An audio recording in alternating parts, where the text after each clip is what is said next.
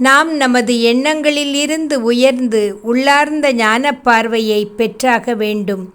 அன்னையின் அகண்ட உன்னதமான நிலைகளுக்கு ஒப்புதல் தந்து அவள் வழங்கும் தெய்வீக காற்றினை சுவாசிக்க வேண்டும். அன்னையின் பரிபூரண அம்சத்திற்கு நம்மை முழுவதுமாக அர்ப்பணித்து சரணடைய துணிய வேண்டும். மனமானது தனது தடைகளை கடந்து சலனமற்ற நிலையை பெற வேண்டும்.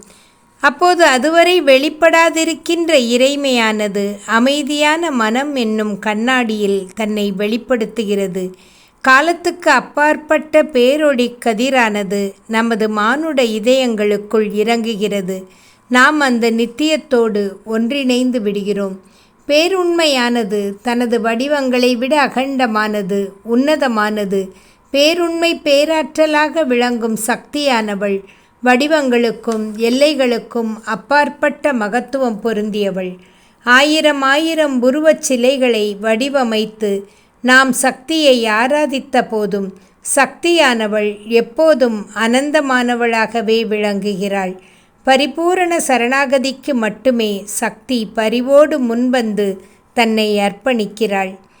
தேடலோடு யார் இருக்கிறார்களோ அவர்களுக்கு உயர் மனோமய மாளிகையின் கதவுகள் திறக்கின்றன. ஞான தேவதைகள் துணை புரிய முன்வருகிறார்கள். நம்முடைய மனதிற்கும் புலன்களுக்கும் அப்பாற்பட்ட நிலைகளையெல்லாம் இந்த தெய்வங்கள் நமக்கு உணர்த்துகிறார்கள். நாம் முயற்சி செய்து முன்னேறும்போது இந்த உயர் மனோமய தெய்வங்களின் உதவிகள் யாவும் நமக்கு கிடைக்கின்றன. அப்போது தெய்வீக அன்னையின் அருட்கடாட்சத்தை நாம் பெறுகிறோம்.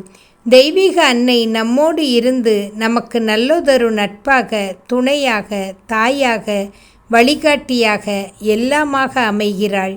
எல்லாமாக இருக்கும் அன்னையை நாம் குறுகிய எல்லைகள் கொண்டு வரையறுக்காமல் அவளை அகண்டமானவளாக, அனந்தமானவளாக ஏற்க முன்வர வேண்டும். தெய்வீக அன்னையை பூரணமாக சரணடையும் போது நம் வாழ்வு பரிபூரண தெய்வீக வாழ்வாக மலர்கிறது. நன்றி, வணக்கம்.